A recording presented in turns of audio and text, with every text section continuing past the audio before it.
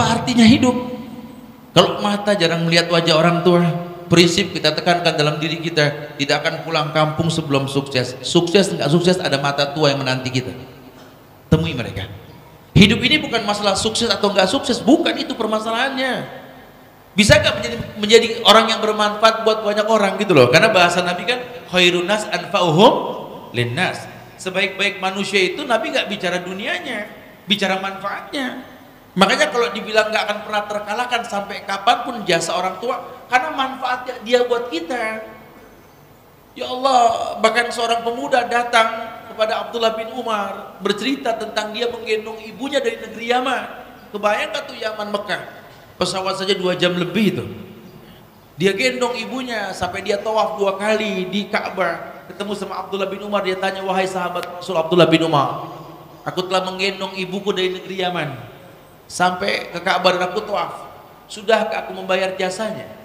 Marah. Sahabat bilang, jaga lisanmu.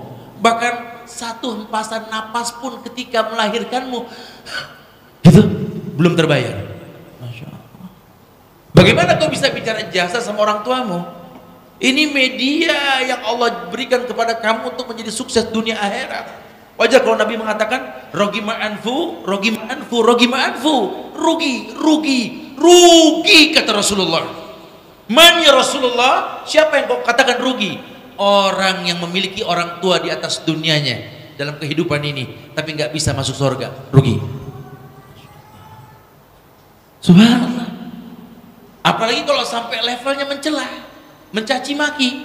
Bahkan dalam sebuah riwayat yang sahih dalam kitab Sahih Bukhari dikatakan bahwa orang yang dikatakan durhaka sama orang tuanya bukan karena dia mencaci orang tuanya, dia mencaci orang tua temannya. Dan temannya balas mencaci orang tuanya, maka yang tanggung dosa dia. Subhanallah. Apalagi langsung. Loh kok bisa ya? Ya karena memang nggak ada persahabatan antara dirinya dengan orang tuanya. Tidak ada dialog. Padahal kalau sering dibahas tentang doa kita untuk orang tua, Rabbighfirli wali walidayya warhamhuma kama rabbayani shaghir. Kalimat kama rabbayani ini betul-betul hanya orang tua ke anak, anak ke orang tua, nggak bisa ke orang lain. Ini nanti yang membedakan antara mertua dengan orang tua. Di sini ada kalimat kama rabbayani. Rabbighfirli wali walidayya, ya Allah ampunkan aku, ampunkan kedua orang tuaku. Warhamhuma, cintai mereka, sayangi mereka. Kama rabbayani shaghira. Seakan-akan ada rububiyah di sini. Karena mereka aku hidup ya Allah. Makanya ketika ada orang mengatakan, Ustaz, antum kalau ngomong tentang orang tua memang antum beruntunglah punya orang tua baik, Ustaz. Tapi kalau saya ini kan nggak jelas, Ustaz. Orang tua saya begini, begitu, subhanallah. Hei, siapa yang kau benci di antara keduanya? Ayah. Siapa yang kau benci? Ibu. Ayah, ibu dibenci sama dia. Demi Allah, kalau Allah saja percaya menitipkan kamu melalui mereka, kenapa kita nggak belajar menghargai mereka? Ya manfaat mereka apa? Shh. Jangan berpikir manfaat mereka apa untuk kita, tapi mulailah berpikir apa manfaat kita buat mereka. Sehingga kalau kita tuntut manfaat, demi Allah mereka manusia, tempatnya salah dan dosa. Tidak ada yang sempurna, tidak ada. Tidak bisa kita berkata, oh orang tua saya nggak pernah salah. Tidak, dia tidak maksum, dia manusia. Sehingga nanti akan ada pelajaran cinta yang sejati dalam pendidikan orang tua kepada anaknya. Lihatlah bagaimana cara orang tua mendidik anak-anaknya. Cinta mereka timbul karena kekurangan yang mereka lihat pada diri anaknya. Sering disampaikan bahwa kadang-kadang kita suka komplain sama orang tua kita, betul? Bu, Pak, anak kan bukan satu, abang lagi, ini yang lain gimana? Kita nggak kebagian pujian. Itu kalau kita udah jadi orang tua baru berasa dan ntar. Ya nantilah kalau kamu jadi orang tua baru berasa nak, kata orang tuanya begitu. Karena bukan sih maunya orang tua condong ke satu anak, bukan maunya mama condong ke satu orang atau ayah condong, bukan. Tapi ini insting orang tua. Karena cinta ini timbul karena melihat kekurangan anak. Makin anak itu kurang, makin orang tua tuh perhatiannya lebih. Dengan sendirinya Bayi menangis di malam hari, orang tuanya bangun tanpa gaji, tanpa hitung per liter air susunya, karena dia tahu memang hak anak ada pada dirinya. Tapi nanti ketika anak sudah besar, bisa bikin susu sendiri dan lain sebagainya, nangis sampai tunggang-tungging pun orang tua tidak bakal bangun. Bukan berarti mengurangi cinta, bukan, karena memang pada saat itu dibutuhkan seperti di awal tadi, terpanggil dirinya untuk bisa melakukan kebaikan, berfungsi dia. Sehingga kita akan menyimpulkan nanti ternyata dalam diri orang tua kita ada pendidikan belajar mencintai seseorang karena kekurangannya, bukan karena kelebihannya. Bisakah kita mencintai seseorang karena kekurangan yang dimilikinya? Ini pelajaran cinta dari orang tua kita. Nanti kita bisa biaskan sampai kita bernegara juga sama. Bisakah kita mencintai negeri ini karena kekurangan yang dimiliki? Makin rakyat tahu kekurangan negeri ini, makin terpanggil untuk memberi, bukan mengambil. Jadilah orang yang berpikir memberi, bukan mengambil. Insyaallah. Subhanallah.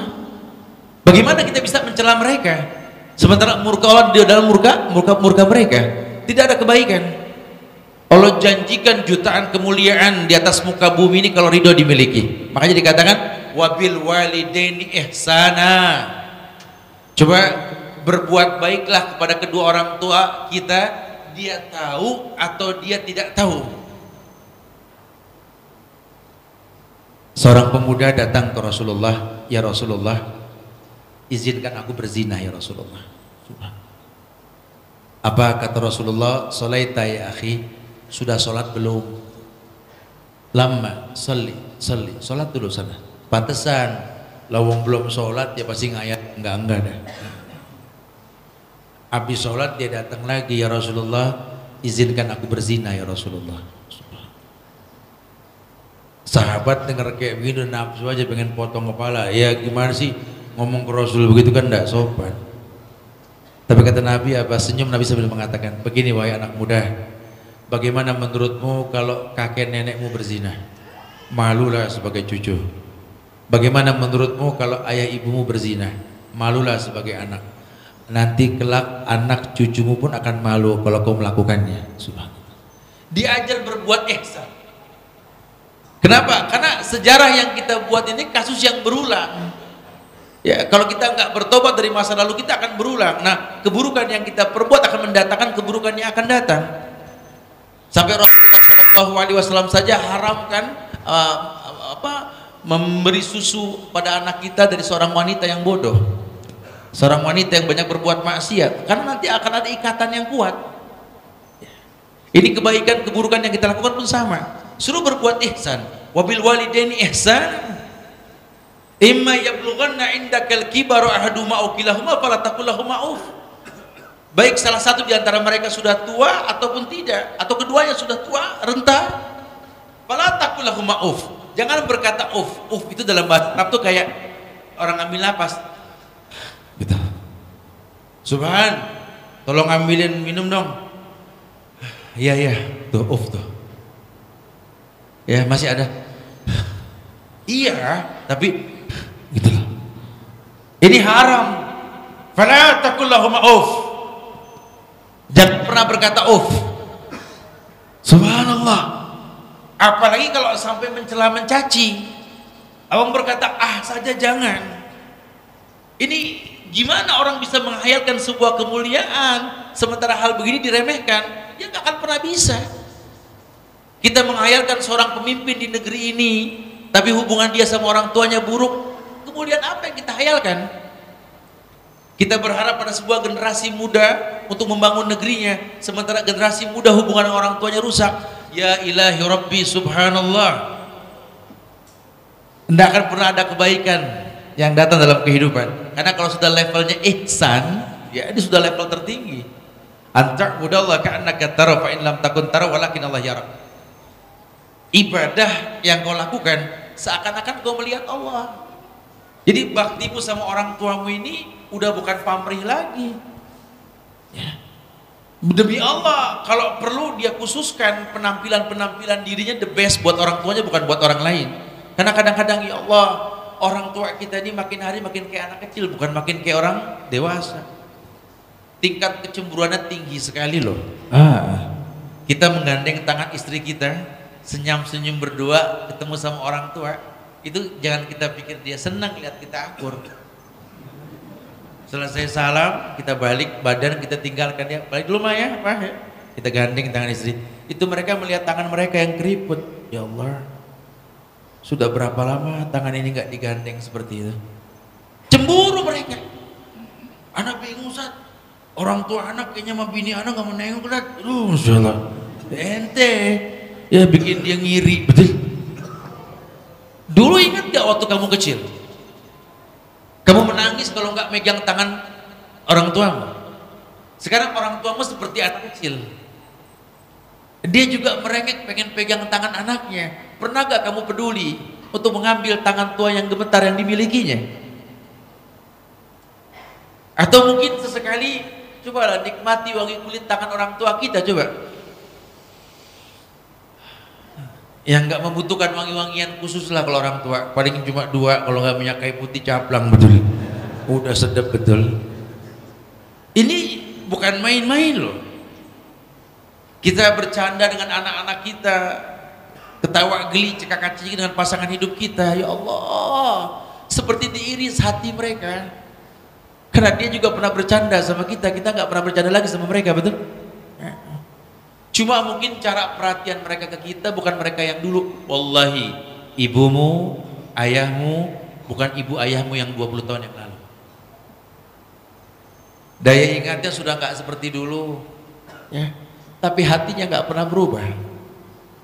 Sepanjang apapun bab istrimu, sepanjang apapun janggut akidah baik suamimu, demi Allah, hati orang tuamu tidak pernah terkalahkan sampai kapanpun. Mungkin ibu kita jilbabnya belum syar'i, ayah kita juga penampilannya belum syar'i, tapi wallahi hati mereka hati yang Allah jaga. Karena itu Allah datangkan kebaikan seperti yang kita rasakan saat ini. Mereka penuh dengan kekurangan, cuma berhasil mencetak kemuliaan. Lihat, kita yang serba kelebihan, bahkan mencetak anak pun yang anak soleh kita nggak mampu. Sibuk dengan kedunia yang kita miliki sampai nggak sempat memperhatikan mereka. Subhanallah. Ini sangat disayangkan. Wabil walidaini ihsan, penekanan sekali kalimat ihsan. Makanya ketika dikatakan bahwa fala taqulahuma wa qul lahuma qaulan karima, mulailah berkata yang karim, yang mulia buat mereka. Canda tawa kita sama mereka, membangkitkan diri mereka, libatkan mereka dalam kehidupan kita, libatkan. Buat mereka senang bahwa mereka menjadi bagian kehidupan kita. Masya Allah. Fala taqulahuma wa qul lahuma qaulan karim wahfid lahuma janahadzulli minar rahmah wa qur rabbirhamhuma kama rabbayani shaghira. Biasakan, sehebat apapun kamu di atas dunia, tapi kalau di hadapan orang tuamu merendahlah. Bukan malah kita bersaing atau kita robah suara kita, jangan. Jadilah orang yang apa adanya. Karena orang tua kita yang tahu kita yang dulu, bukan kita yang sekarang. Orang boleh panggil kita Pak, Tuan, Mister. Kadang-kadang orang tua manggil kita Nak, Tong, atau apalah istilah-istilah orang tua, ya. Ya udahlah, kalau mau orang tua sudahlah, merendahlah. Karena demi Allah memang Allah berikan kemuliaan yang banyak dalam kehidupan dengan hormat kepada mereka, subhanallah. Dan tidak mungkin datang sebuah kebaikan di atas muka bumi ini tanpa ridho mereka. Kita berharap Allah muliakan kita, insya Allah, ya. Mudah-mudahan Allah jadikan kebaikan yang banyak, insya Allah. Subhanallah. Nah, jamaah yang Allah muliakan, buang hayalan mencela kedua orang tua kita, karena tidak ada kebaikan dalam hidup ini kecuali Allah muliakan kita dengan kemuliaan yang mereka miliki. Subhanallah. Wallahu a'lam bishawab. Barakallahu fiik.